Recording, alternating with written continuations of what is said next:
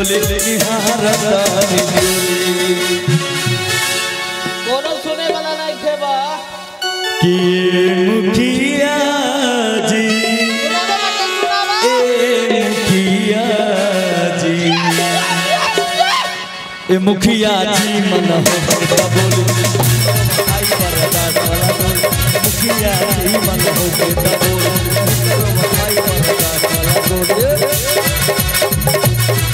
दिल धड़काता दिल धड़काता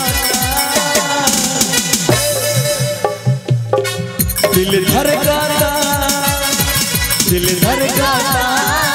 केहू के प्यार में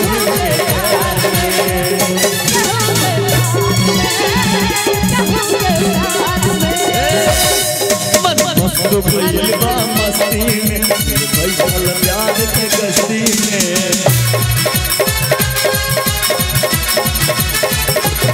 भइल बा मस्ती में बैठल प्यार के गस्ती में रहे राखियां हरदम इंतजार में दिल धड़काता दिल धड़काता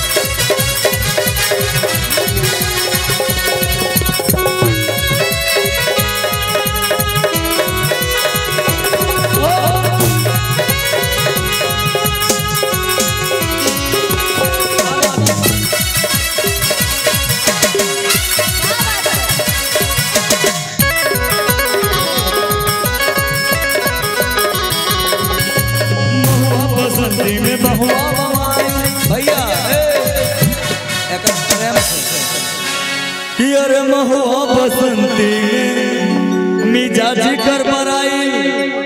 आवाज नहीं खे आवाज आवाज नहीं खे आवाज आवाज आवाज दिलावा माने तोरा आवाज के कौन जरूरी पड़ गेला भाजी हो पब्लिक के आवाज आवे के चाहिए लेकिन इसी रिदम में रहेंगे भैया कैसे कि हाय रे होठ लाली हाय रे गजरा हाय रे होठ लाली हाय रे गजरा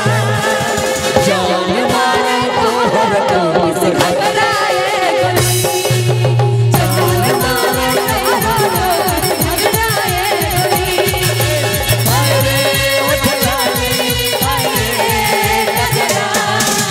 हाय रे होठ लाली हाय रे गजरा जान मारे तो हर कोई से घबराए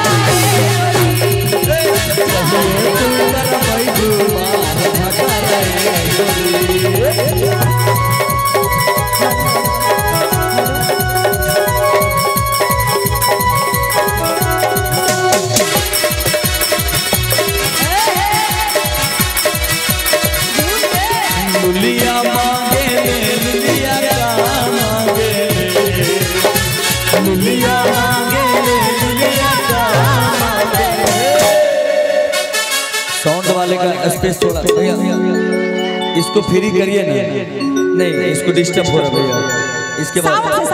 इसको साउंड में कुछ होगा तो फिर आप मजा नहीं ले पाएंगे इसको फ्री रखिएगा फिर मजा आएगा इसी के ऊपर सारा कुछ है थोड़ा देर मस्ती मजाक करना है कि लुलिया मांगे ले लुलिया का मांगे ले लुलिया मांगे ले लुलिया का मांगे ले लुलिया करे जैसन लुलिया करे जैसन